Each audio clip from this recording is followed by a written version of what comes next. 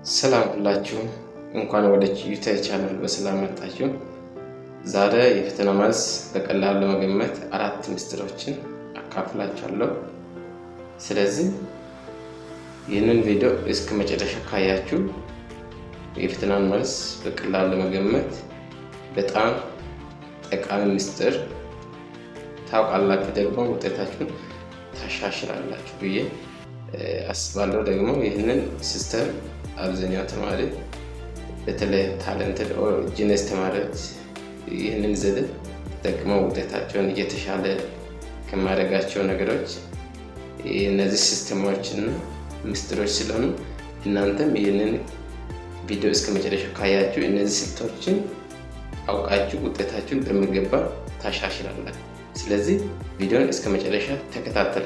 ስለዚህ 4 ምስጢሮች እያንዳንዳቸው በትንተና ነግራችኋለሁ። ቪዲዮን እንደምትወዱ አልጠራጠርም። ምስጢር 1 ብዬ ልጀምር። የመጀመሪያ ምስጢር ፈተና ስፔሻሊ ፈተና ሲባል ፈተና ውስጥ 4 እና 5 አይተሞች አሉ። እኔ ደግሞ ዛሬ የሚያካፍላችሁ በማልቲፕል ቾይስ ምርጫ ላይ ያለው ነገሮች ስፔሻሊ ብዙ ምርጫዎች የያዘ ፈተና ስትፈተኑ ምን አይነት ሲስተም እና ሜተድ እንድትጠቀሙ በጣም ሲስተማቲክ ሆነ ወይ ነገራችኋለሁ። ስለዚህ ምስጢር አንደኛው ምስጢር የተሳሳቱ አማራጮችን ማስወገድ። ይህ ማለት የተሳሳቱ አማራጮች ማስወገድ ማለት ለምሳሌ ምርጫ ውስጥ አንድ ጥያቄ ላይ እስከ 4 አማራጮች ይኖራሉ። ABCD እስከ 5ም ሊኖር ይችላል።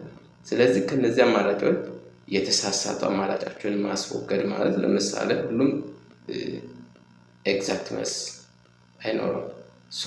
ቢያንስ 2 ወይ ፎልስ የሆነውን በደንብ ቀድመ ካወቃችሁ እሱ ሪሙቭ ማድረግ ያስፈልጋችኋል ማለት ነው። ስለዚህ ለምሳሌ 4 ምርጫዎች ውስጥ ፎር ኤግዛምፕል 2 ፎልስ ሆነው ሪሙቭ ካደረጋችሁ 2 አማራጭ ይቀራችኋል። ስለዚህ 2 አማራጭ ትክክለኛ ያ2 አማራጭ የቀረ ትክክለኛ መልስ ለማግኘት በጣም ኦፖርቹኒቲ ከፍ ያደርጋችኋል ማለት ነው። ስለዚህ ከሁለት ኮምፔር አድርጋችሁ ትክክለኛው የመምረጥ እድላችሁ ከፍ ስለሚል ስለዚህ የተሳሳቱ አማራጮችን ማስወገድ መቻል አለባችሁ። ይህ ሲስተም በጣም ሲስተማቲካሊ ከተጠቀማችሁ በጣም ይሰራል። ደግሞ ምንም ሳታነቡ እዚህ ላይ እርግጠኛ ነኝ የምናገረው ነገር ደግሞ ለእናንተ ማካፈል የሚፈልገው ምንም ሳታነቡ በቃ በገዚንግ ብቻ ሰርታችሁ ውጤታማ ትሆናላችሁ ማለት ሳይሆን በደንብ ራሳችሁን ገንብታችሁ ራሳችሁ ሬዲ ሆናችሁ ደግሞ ፈተና ስትቀመጡ ውጤታችሁን ሞር ይበልጥ ለማሻሻል የምትጠቀመው ሲስተም ነው። ደግሞ ምንም ሳታነቡ መታችሁ እንድትሰሩ ምንም ለዛ ብዬ አይደለም እየሰጣችሁ ያለው። ስለዚህ ፈተና ውስጥ በጣም ሬዲ ሆናችሁ ገብታችሁ 4 አማራጮች ውስጥ ምን ፎልስ ሆኖ ሪሙቭ ታደርጋላችሁ ፈረስታ። ከዛ ከ4 አማራጮች ቢያንስ 2-3 ሪሙቭ ካደረጋችሁ 2 የቀረው ትክክለኛ መልስ የመምረጣችሁ ኦፖርቹኒቲ ከፍ ስለሚል ምስጢር 1ን የተሳሳተ አማራጮችን ማስወገድ መቻል አለባችሁ። ይህ በጣም አሪፍ ሲስተም። እኔም ሁሉ ፈተና ስፈተን በጣም የነን አማራጭ ተጠቅሜ በጣም ትክክለኛ መልስ የመምረጥ ቻንስ በጣም ከፍ ስልና ሌሎችም ተማሪዎች በጣም ጎበዝ ተማሪዎች የምጠቀመው ሲስተም ነው እየነገርኳቸው ያለው። ስለዚህ ይህንን አማራጭ ተጠቅሙ። ሁለተኛው ምስጢር ደግሞ ቁልፍ ቃላትን ይፈልጉ። ቁልፍ ቃላት መፈለግ ያስፈልጋል። ቁልፍ ቃላት መፈለግ ማለት ከወርድ ጥያቄው ላይ ለምሳሌ ሁልጊዜ ኤቨሪ ኦር ኔቨር በፍጹም ኦር በጭራሽ የሚሉ ቃላት ጥያቄው ላይ ሊኖሩ ይችላል። ይህንን ቃላት ከለያችሁ ደግሞ ትክክለኛ መልስ የማግኘት አማራጫችሁ በጣም ከፍ ይላል። ስለዚህ ጥያቄውን ስታነቡ በጣም በጥንቃቄ አንብባችሁ እንደዚህ አይነት ቃላቶች ካሉ እነዚህ ቃላቶች በደንብ መፈለግ አለባችሁ። ኤቨር ሁልጊዜ በጭራሽ የሚሉ ቃላቶች እነዚህ ቃላቶች ደግሞ ወደ ትክክለኛ መልስ ይመራችኋል።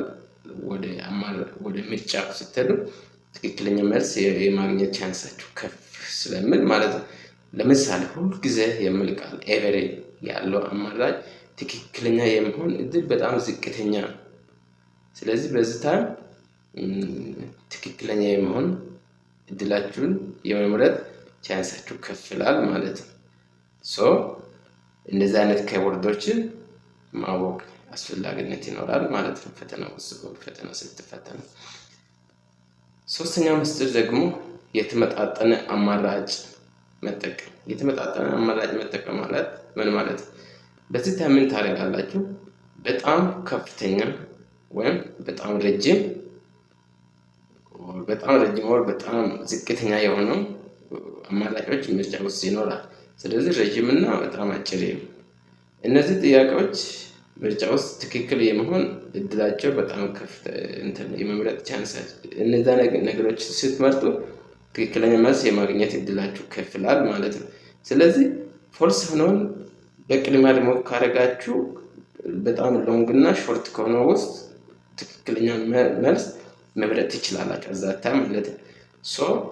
በዛ ታይም በጣም ወይ ረጅም የሆነ ወይ በጣም አጭር የሆነ ትክክለኛ መልስ የመሆን ፕሮባቢሊቲ ስላለው በዛ ዙሪያ በደንብ መስራት ያስፈልጋቸዋል ማለት ነው።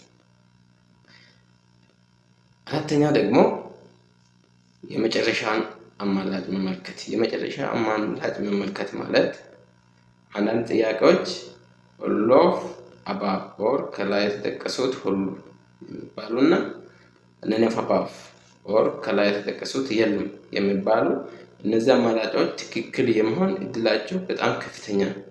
ስለዚህ እነዚህ ታክቲኮች or ሲስተሞች አራቱንም ምስጢሮች በደንብ አድርጋችሁ ካወቃችሁ ፈተና ውስጥ ደግሞ እነዚህ ተግባራዊ ካደረጋችሁ በጣም የፈተና ውጤታችሁን ከ25% ወደ 50 ትክክል የመሆን ቻንሳችሁ በጣም ይጨምራል።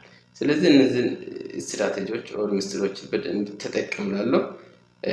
ለማጠቃለል ያህል የመጀመሪያው የተሳሳተ አማራጮችን ማስወገድ ያስፈልጋቸዋል። ሁለተኛ ቁልፍ ቃላቱን ኪወርዶችን መፈለግ ያስፈልጋቸዋል። ሶስተኛ የተመጣጠነ አማራጭ ረጅምና አጭር አማራጮች ካሉ ጥያቄዎች ከነዚህ ውስጥ ፎልስ ሆነው ደግሞ አድርጋችሁ ወይ አጭር ወይ ረጅም ከሆነው መምረጥ ትችላላችሁ ማለት ነው።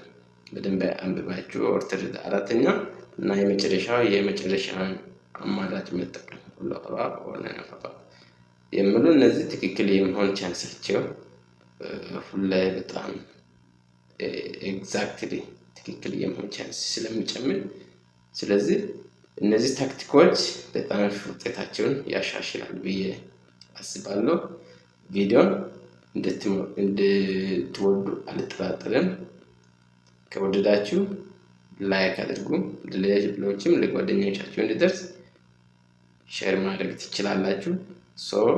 ደግሞ ቪዲዮቻችን ሁሉ ሌላ ቪዲዮ የሰራነው ለእናንተ እንዲደርስ ሰብስክራይብ አድርጉን እላለሁ። ቪዲዮን ስለተከታተላችሁን ወይስ ስለተመለከታችሁን እጅግ አድርጌ አመሰግናለሁ። Thank you for watching.